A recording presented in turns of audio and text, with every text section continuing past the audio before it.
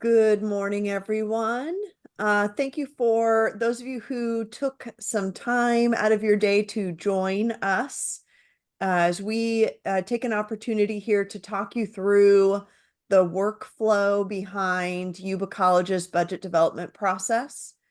I am hopeful that this presentation or this opportunity for us to share and to answer questions increases transparency around the steps that budget managers take to submit requests up through the president and then certainly the college to the district in the current format for budget development. As an institution at Yuba College, we make budget recommendations to the district, and the decisions are made currently at the district level. But as you all know, there is a process that is establishing a resource allocation model for the Yuba Community College District. When the resource allocation model, or the RAM, is implemented, we will have an opportunity to make some budget decisions at the college level. And to ensure that we are really ready for that, we are hoping to do a better job every year of practicing our budget development workflow so that when it's time for us to make important decisions, we'll be ready to focus on the important things, like ensuring that our budget decisions help us to further the commitments that we made in our strategic plan and our college's mission and vision. With that, we're going to jump into our presentation today.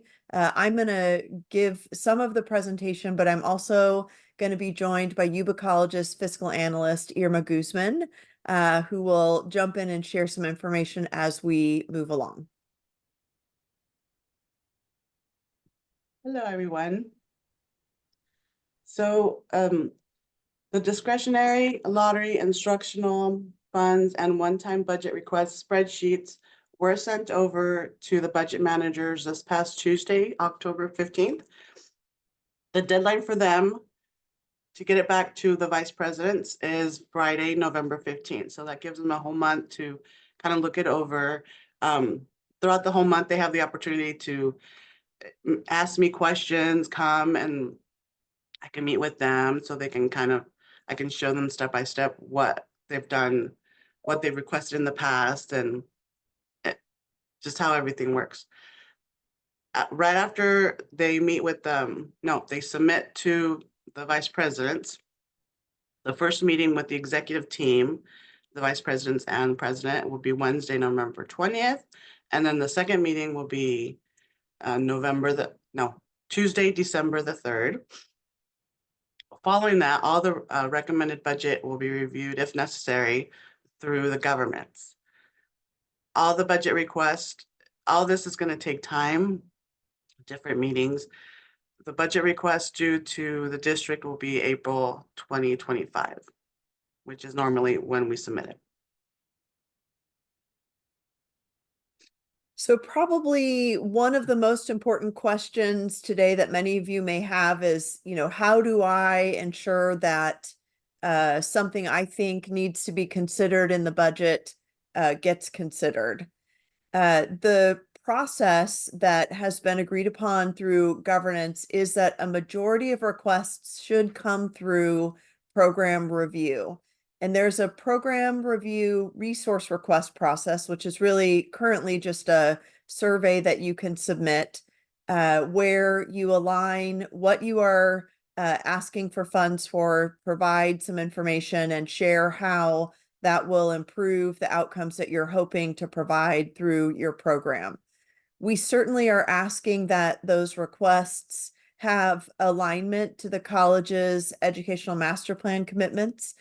Those are the things that we as an organization said we wanted to improve, and also obviously the college's mission. However, there are oftentimes things that don't fit well within program review, or there isn't an existing program review area. An example is the leadership of our classified professionals in the Caring Campus initiative there's not a clear alignment with a current program review area. In that instance, we would ask that you reach out to your supervisor or the person in your supervisory chain that's closest to a budget manager. Provide them with a description of what you're proposing. Make sure that you have a quote or an estimated cost, and discuss it with them so that they can work with their vice president to identify where is it that unique area might need to be considered. In some instances, that might result in us saying, hey, we need to create a program review or a new GL code for this initiative. In some instances, there may be a clear alignment in an existing area on the campus. But your opportunities to make sure that your voice is heard initially, certainly through the program review resource request process. And then if there's something that doesn't align clearly there, we'd ask that you connect with a budget manager. So here is an example of what all the managers were sent. This one happens to be nursing department. So in the nursing, the manager over nursing has nursing, she has rad tech, she has sci tech, and then she has some basic administration funds. So included in the spreadsheet is what is currently allocated this year, the first quarter expenses, and also 4 years of expenses, prior expenses. That way she can see what has been expended throughout the years, what she's expended this first quarter, and that'll make them, a better judgment on what to actually propose as a budget for the following year. Each manager will be able to add in the column that says proposed 25-26 allocation, the allocation they would like to have in that specific GL. And notes also, for example, say they need dues and membership under nursing, the 5,300 account. They've only been spending, you could see 350 for the past 2 years.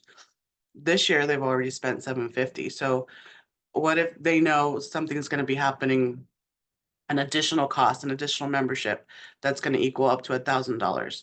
So they would put $1,000 in the proposed, and then in the notes, you would add what the membership is and why is it increased.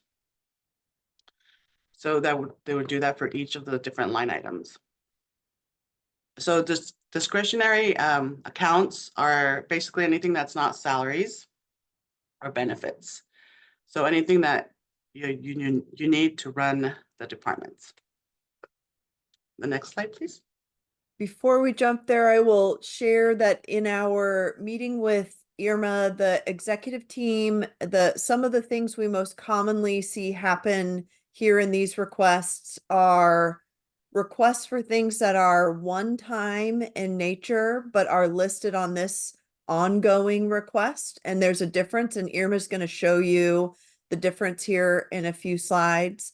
The other thing that we commonly see is that they haven't spent their allocation for a few years in a row, but they're asking for a significant increase.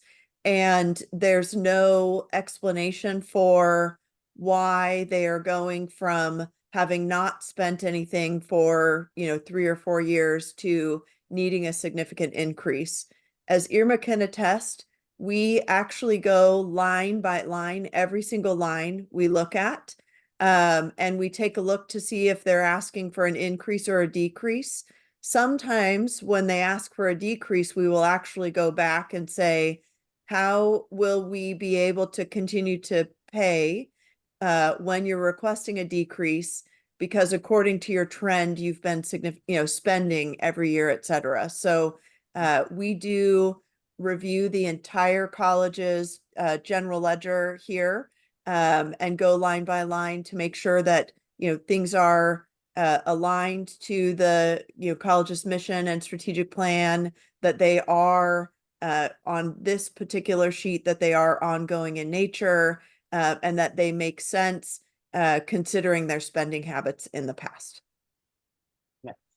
So in additional to the general funds, we also get lottery funds that for instructional expenses. So this form is basically the same, except because lottery funds is given to us not in the general format, we just need to track it a little bit different. But it's basically the same. We have the allocation that we have this year, the expenses, the 4 years worth of expenses, and then what they would like for their proposed, and then any notes that they need. So that's for lottery expenses. And Irma, lottery expenses are restricted. Yes, they're restricted. I mean, it's kind of generic, but it's anything in use of in the classroom. I have a little, let me read this to you guys. It says instructional materials means all materials that are designed for use by pupils and their teachers as a learning resource to help pupils to acquire facts, skills, and opinions or develop cognitive processes. So it's, I mean, I feel like it's something that's used only in the classroom that has to be touched by a student almost. Um, During COVID, they allowed us to purchase, they added laptops and hotspots for students. So that's another thing that right now the library has a good loaning library for Chromebooks, laptops, and hotspots. And often when we are reviewing both the general Fund 11 sheets that we just showed you and this one, we're looking for opportunities to be able to fund things and maximize the use of our lotto funds. Mhm. So a good description of what it is that you're hoping to purchase, particularly if you're asking for an increase, helps us to review if there's an opportunity for us to kind of maximize the use of lotto funds, which are restricted, because we can identify if the item you're sharing might, be eligible for the use of lottery funds. Yes. The last year we actually, at the Sutter Center, all of the instructional supplies were being purchased out of regular supply budget. And the Sutter director is like, no, can we have funds in the lottery? Of course you can. It was just never done like that before, but we caught it and now it's correct. So the managers also received this one-time expense request. So this is where they would request any one-time expenses that they might have. Something that they might have a need for every 3 years, every 5 years, not consistently every year worth of expenses.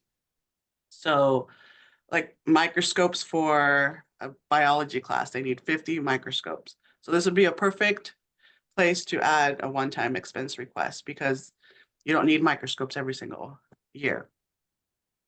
A good description of it, a good quote. This is specifically if they request, say $1,000 for all of the microscopes, if the quote comes back at 1,500, you only requested $1,000. So you have to be very specific on what you're requesting. Make sure it includes the cost, the shipping, any kind of taxes, very specific of what your need is. And they need to put what they need to list the program review, what priority it is, why it's needed for accreditation for legal stuff. Common mistakes that we see here are estimates, but not quotes being used. The reason you hear Irma emphasizing that the amount that you submit should include everything is probably the most common mistake we have is someone sort of reviewing a website that says to purchase this many microscopes is $35,000. But actually, if they had gotten a quote, that $35,000 doesn't include taxes and shipping, and there are other frequently kind of other costs that aren't shown on the first page of the website, if you will. So if there needs to be any customization of the item, et cetera.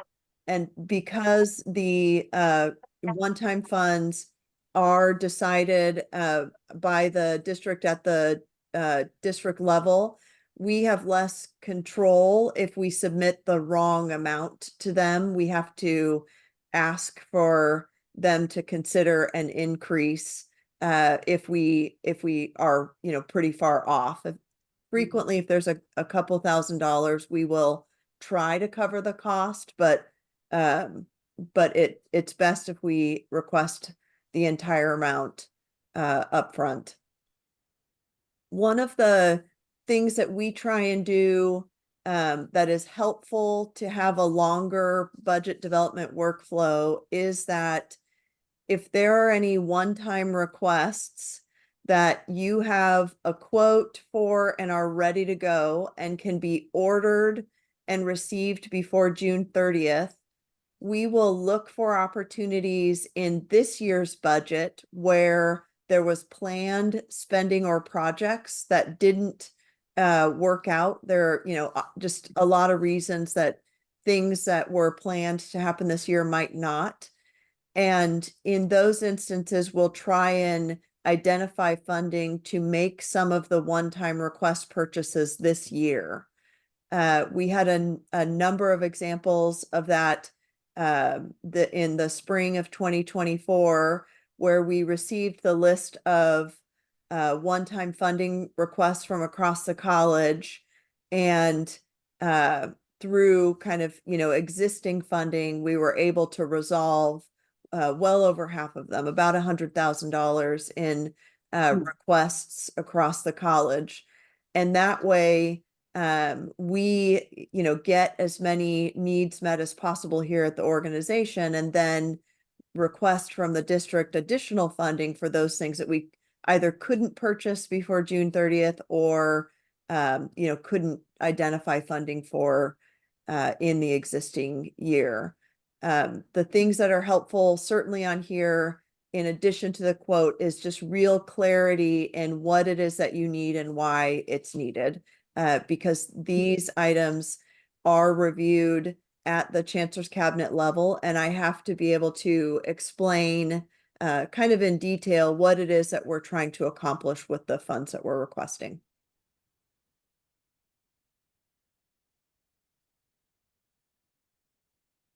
So this is just the spending deadlines for this fiscal year. While we're trying to build next fiscal year, we're also trying to close the current fiscal year. So there's always deadlines that we have to apply for. So for instance, for this fiscal year, the first deadline we have is April 30th, and that's the final date to order books. They're just different deadlines.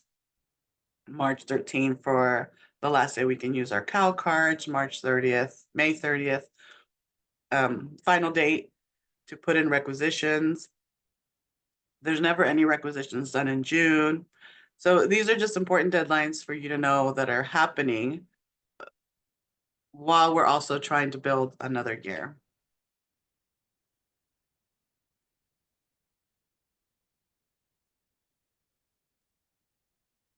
So Good. yeah. So our hope is that we have outlined the workflow around what happens with budget development, and that you will certainly leave here today knowing that if you have an item, an area, an interest that you'd like to be considered for additional funding, that between October 15th and November 15th, you are first using the program review resource request process to provide clear information about costs, why, etc. And if it is not clearly aligned with a program review, that then you are connecting with your closest budget manager to have a discussion about an item that you would like to be considered.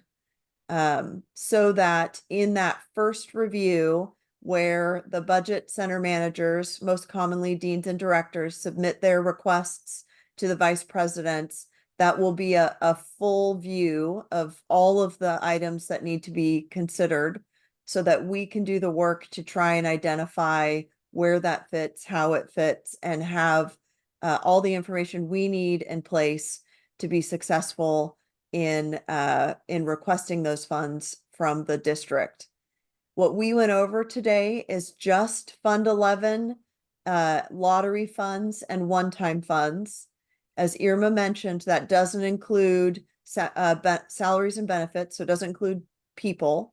And there is a similar process for Fund 12, which is our grants and categoricals, and that's restricted funding. So it certainly looks quite a bit different because those items can only be spent on certain things based off of the outline of either the state's allocation or the grant that we applied for. With that, we are going to pause and see if we can answer any questions. I have a question. Yes, ma'am. Good morning, everyone. So Irma had mentioned that the lottery PD, or sorry, the lottery fund is specifically for classroom. Would the centers be considered classroom? Let's say I wanted to buy a biology model of the muscles, and students use that, and it would be in the center. Is it like specifically classroom, or can it be in the center, the tutoring centers? Well, the library has instructional funds. Mhm. I would think tutoring can have instructional funds. Mm-hmm. We Okay. have we have some documents that outline in more detail than what Irma read, what's eligible for lottery funding and what's not. When we send the recording out in This Week at Yuba, I will attach those documents so that you can take a look.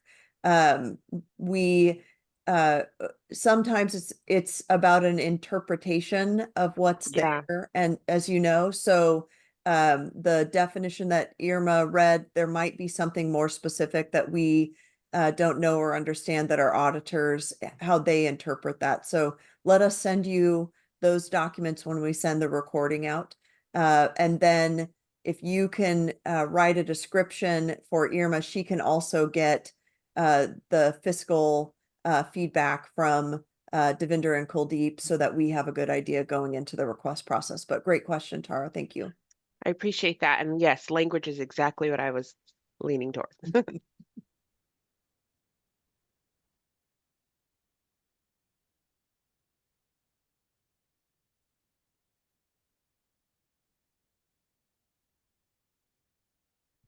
Okay, so if no one else is going to ask, I'll ask another question.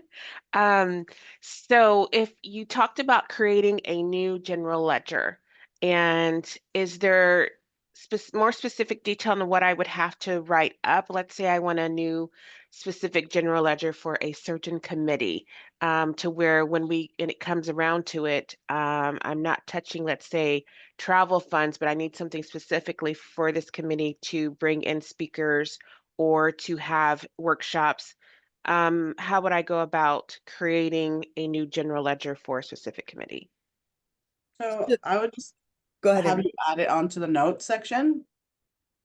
So right next to like where your area is, just put in what you need in the little notes. And then we can.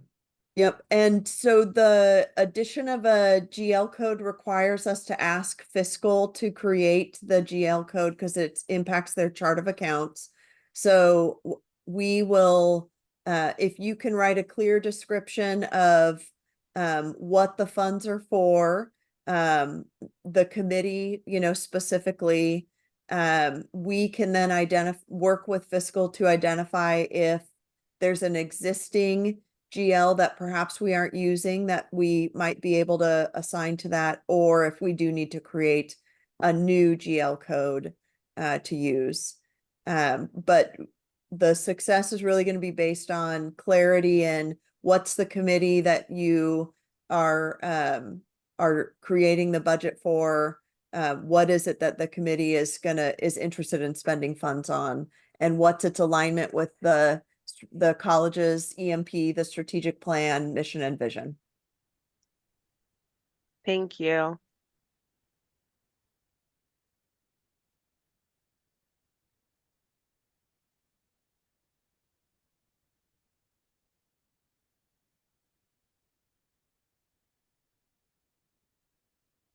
All right, well, Irma and I will stay on here for a few minutes. If you were too nervous to ask a question in front of anyone, as Irma said, she's available at any time if you have specific questions on how to do things.